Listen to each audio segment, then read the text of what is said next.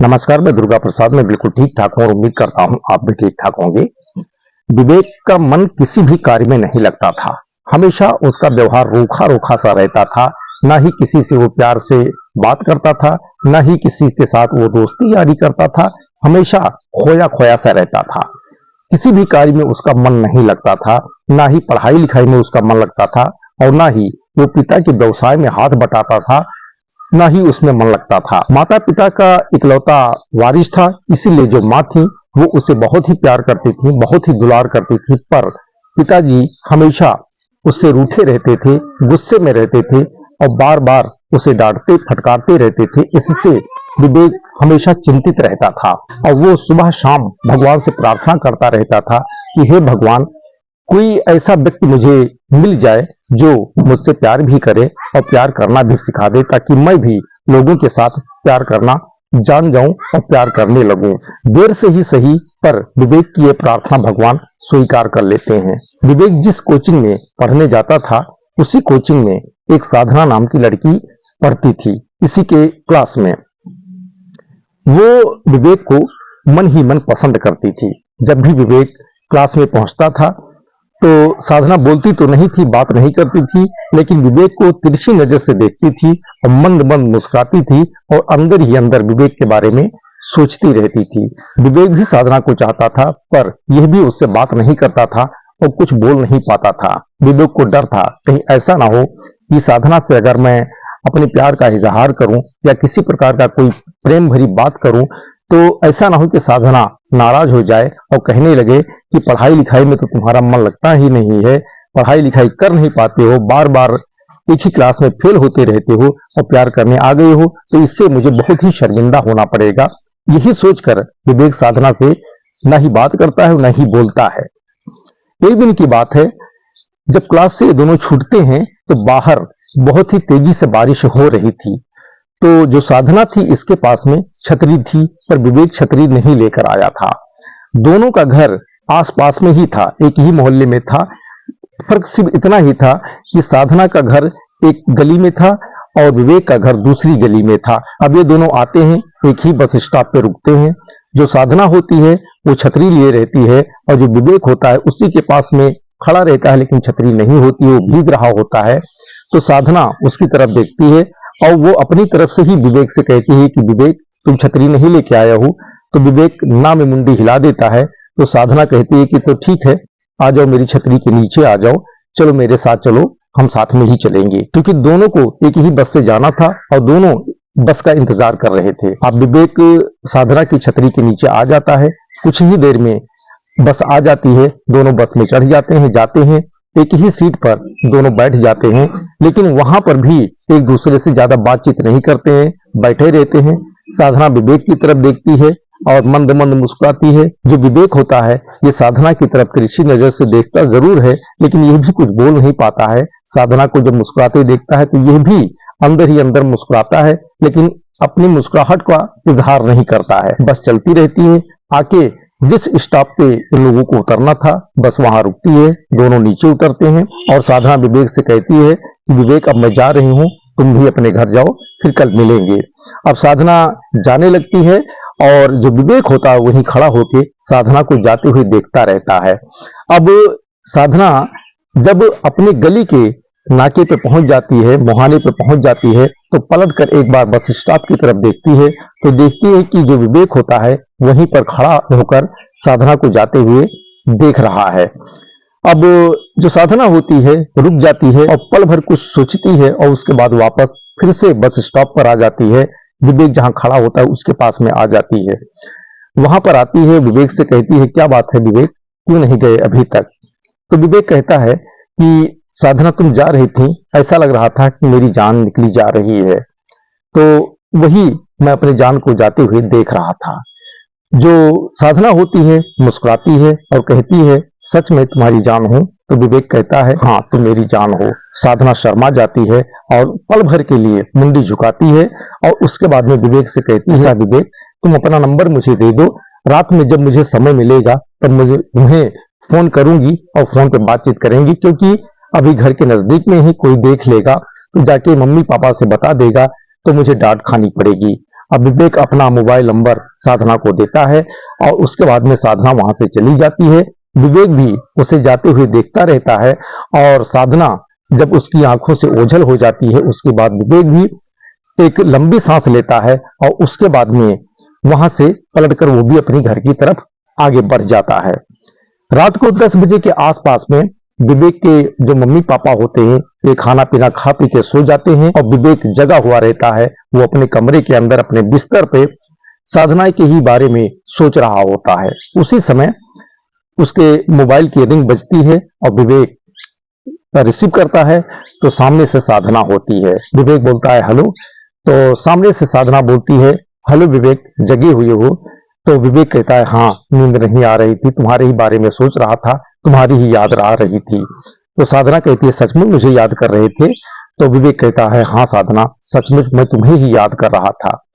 तो साधना कहती है विवेक, मैं पहले ही फोन करने वाली थी पर घर में मम्मी पापा जगे हुए थे, अभी अभी वो सोए हैं और उसके बाद फ्री होकर मैं अपने कमरे में आई हूँ और कमरे में आने के बाद तुरंत तुमको फोन किया है मैंने। और उसके बाद में काफी देर तक दोनों एक दूसरे से बातचीत करते रहते हैं और उसी दिन से दोनों के बीच फोन पर बातचीत शुरू हो जाती है और इसी बातचीत के दौरान दोनों अपने अपने प्यार का इजहार एक दूसरे से कर देते हैं और दोनों एक दूसरे के प्रेम को एक्सेप्ट भी कर लेते हैं और फिर उसी दिन से दोनों की मेल मुलाकात भी शुरू हो जाती है।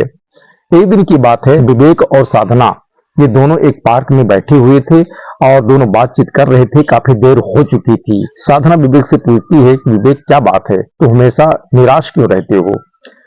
तो विवेक कहता है कि साधना पता नहीं क्यों मेरा किसी कार्य में मन नहीं लगता है, ना ही पढ़ाई लिखाई में मन लगता है और ना ही पापा के व्यवसाय में मेरा मन लगता है। कुछ समझ में ही नहीं आता है कि मैं क्या करूं क्या ना करूं। तो साधना कहती है कि विवेक अब तुम्हें किस चीज की कमी है? अब तो मैं तुम्हारे साथ हूं, मेरा पूरा प्यार तुम्हें मिल रहा है, अब किस चीज की कमी है? अब क्यों चिंता करते हो? अब पढ़ाई लिखाई पे ध्यान दो, काम पर ध्यान दो। तो विवेक कहता है कि साधना मैं बहुत प्रयास करता हूं पर मन लगता नहीं है। अब साधना मुस्कुराती है और विवेक से कहती है कि ठीक है विवेक, तुम चिंता मत करो, मैं तुम्हें इतना प्यार करूंगी, इतना प्यार करूंगी कि तुम्हारा मन पढ़ाई लिखाई में भी लगने लगेगा और मम्मी पापा का जो व्यवसाय है उस व्यवसाय में भी तुम्हारा मन लगने लगेगा। प्यार का पाठ तो तुमको मैं पहले से ही पढ़ाती आ रही हूँ, अब क्लास की पढ़ाई का पाठ भी मैं तुम्हें आज से पढ़ाना शुरू करूंगी और देख लेना इस बार जब एग्जाम होगा तो तुम फर्स्ट क्लास पास हो जाओगी और मैं तुम्हें इतना प्यार करूंगी कि हर कार्य में तुम्हारा मन लगने लगेगा। और उसी दिन से साधना और विवेक दोनों कोचिंग जाते हैं, वहां क्लास अटेंड करते हैं। वहां से जब छूटते हैं तो साधना 1 घंटे का समय निकालकर विवेक को अपने स्तर से भी पढ़ाती है और इसी के साथ साथ उसके साथ प्यार का भी समय निकालती है। अब इसी प्रकार से समय आगे बढ़ता रहता है और फिर 12वीं का एग्जाम नजदीक आ जाता है और एग्जाम में इस बार जब विवेक बैठता है तो वाकई में इस बार वो अपनी क्लास में फर्स्ट डिवीजन आता है। इससे विवेक बहुत खुश होता है और जो साधना होती है उसे बधाई देती है और इसी के साथ साथ मजाकिया लहजे में विवेक से कहती है कि देखा विवेक, मेरे प्यार का कमाल और मेरे पढ़ाने का कमाल। विवेक मुस्कुराता है और कहता है कि हाँ साधना, तुम्हारे प्यार में बहुत ताकत है और तुम्हारी पढ़ाई में भी बहुत ताकत है और यही कारण है कि इस बार मैं 12वीं पास हो गया हूँ, वो भी अपने क्लास में फर्स्ट डिवीजन। अब इसकी जानकारी जब विवेक के माता पिता को होती है तो जो माँ होती हैं विवेक को तुरंत गले लगा लेती हैं, चूमती हैं और उसके बाद में जो पिता होते हैं वो भी बहुत खुश होते हैं, वो भी विवेक को पहली बार अपने सीने से लगाते हैं, काफी देर तक लगा के रखते हैं, उसे चूमते हैं और खुशी जाहिर करते हैं। और उसी दिन से विवेक अपने पिताजी की व्यवसाय पे भी जाने लगता है और व्यवसाय में अपने पिताजी का पूरा सहयोग करता है और मन भी लगता है। और अब विवेक लोगों से प्यार भरी बातें करता है और इसी के साथ साथ में वो हमेशा जैसा पहले खोया खोया सा रहता था अब हमेशा खुश रहता है। जिस प्रकार से लोगों से वो हमेशा कटा कटा सा रहता था लेकिन अब वो मिलनसार हो गया था। अब साधना और विवेक की जो दोस्ती थी, दोनों के बीच का जो प्रेम था, ये निरंतर आगे बढ़ता रहता है। एक दिन की बात है, विवेक साधना से कहता है कि साधना, मैं तुमसे शादी करना चाहता हूँ, क्या तुम मुझसे शादी करोगी? तो साधना विवेक की तरफ देखती है, मुस्कुराती है और कहती है जो बात तुम बोल रहे हो ये मैं खुद अपनी तरफ से कुछ ही दिन में बोलने वाली थी, लेकिन अच्छा हुआ तुम अपनी तरफ से ही बोल दिए। मैं वाकई में तुमसे शादी करना चाहती हूँ और बिल्कुल तुमसे शादी करूंगी और तुम्हारे साथ जीवन पर्यंत तुम्हारी पत्नी बनकर रहूंगी और तुम्हारा पूरा सहयोग करूंगी। ये बात विवेक सुनता है तो बहुत खुश होता है और उसके बाद साधना को गले लगाता है और उसे चूमता है और दोनों अपने अपने घर चले जाते हैं। और विवेक जब अपने घर पर आता है तो अपने मम्मी पापा से पहली बार साधना के बारे में बताता है। बोलता है कि मम्मी पापा, मैं साधना से प्यार करता हूँ और मैं उससे शादी करना चाहता हूँ, मेरी शादी करवा दो। अगर साधना से मेरी शादी नहीं होती है तो मैं जी नहीं पाऊंगा, मर जाऊंगा। अब ये बात जब मम्मी पापा सुनते हैं तो वो भावुक हो जाते हैं और उसके बाद में एक दिन विवेक के मम्मी पापा साधना के घर पर जाते हैं और उसके मम्मी पापा से साधना का हाथ मांगते हैं। तो जो साधना के मम्मी पापा होते हैं वो इनकार कर देते हैं। कारण ये था कि दोनों की कास्ट अलग थी। अब विवेक के मम्मी पापा निराश होकर वहां से लौट आते हैं, लेकिन जब ये लोग वापस लौट आते हैं तो साधना अपने मम्मी पापा की वो भी इकलौती बेटी थी, तो वो अपने जो है पेरेंट्स से कहती है कि मम्मी पापा, अगर तुम मेरी शादी नहीं करना चाहते हो तो मत करो, कभी नहीं करना चाहते हो कभी मत करो, मैं तुमसे शादी करने के लिए कभी नहीं कहूंगी। पर यदि आपके मन में जरा भी मेरी शादी का ख्याल है तो विवेक के साथ ही कर दीजिए, क्योंकि मैं उसी के साथ जीवन भर खुश रह सकती हूँ। अगर किसी और के साथ करोगे तो मैं जीते जी मर जाऊंगी। अब साधना के मम्मी पापा जब बेटी के द्वारा इतना भावनात्मक बात सुनते हैं तो वो भी भावुक हो जाते हैं और अपने बेटी को गले से लगाते हैं और कहते हैं कि बेटी, तुम मेरी इकलौती संतान हो और तुम्हारी खुशी में ही मेरी खुशी है। अगर तुम विवेक के साथ शादी करके जीवन भर खुश रह सकती हो तो तुम्हारी शादी मैं विवेक के साथ ही करूंगी। और उसके बाद में जो साधना के मम्मी पापा होते हैं वो खुद विवेक के घर जाते हैं और वहां विवेक और साधना की शादी की जो है बात करते हैं विवेक के मम्मी पापा से। उसके बाद में वो तुरंत मान जाते हैं और वो साधना के मम्मी पापा को गले लगाते हैं और अपना समधी मान भी लेते हैं। विवेक की मम्मी साधना की मम्मी को अपनी समधन मान भी लेती हैं और फिर उसी दिन से विवेक और साधना की शादी की तैयारी शुरू हो जाती है। और फिर एक दिन ऐसा आता है कि बड़े ही धूमधाम से दोनों की शादी संपन्न हो जाती है। शादी संपन्न होने के बाद में साधना दुल्हन बनकर अपने ससुराल आ जाती है, यहाँ विवेक के घर पे आ जाती है और यहाँ अपने सास ससुर और पति विवेक के साथ में हंसी खुशी से रहने लगती है। और इसी के साथ साथ विवेक के साथ मिलकर उसके मम्मी पापा का जो व्यवसाय था उसमें भी हाथ बटाती है। और इसी के साथ साथ साधना भी अपने मम्मी पापा की इकलौती संतान थी, तो विवेक और साधना मिलकर जो साधना के मम्मी पापा का व्यवसाय था उसमें भी हाथ बटाने लगते हैं और उनका भी पूरा ख्याल रखने लगते हैं। अब दोनों के जो पेरेंट्स होते हैं, मम्मी पापा होते हैं, अपने अपने बच्चों से जो है काफी खुश रहते हैं। अब विवेक के मम्मी पापा कहते हैं कि साधना जैसी बहू पाकर मेरा जीवन धन्य हुआ और इसके लिए मैं ईश्वर का शुक्रगुजार हूँ, भगवान को बहुत बहुत शुक्रिया।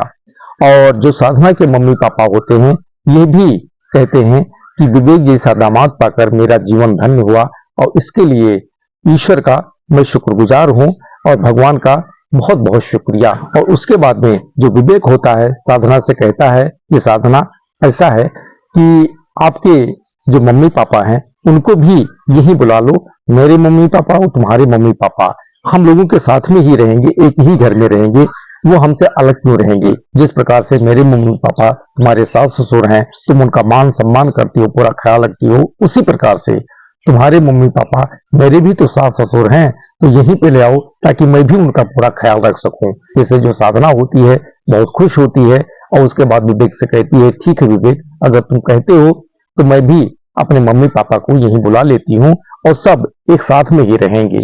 तो दोस्तों आज की यही कहानी है। कहानी यदि अच्छी लगी हो तो लाइक करें, शेयर करें, कमेंट करें ताकि मेरा हौसला बढ़ता रहे। और चैनल पे नए हैं तो सब्सक्राइब भी जरूर कर लें। तो फिर आज की कहानी इतना ही, कल फिर मिलेंगे एक नई कहानी के साथ। तब तक के लिए धन्यवाद। जय हिंद, जय भारत।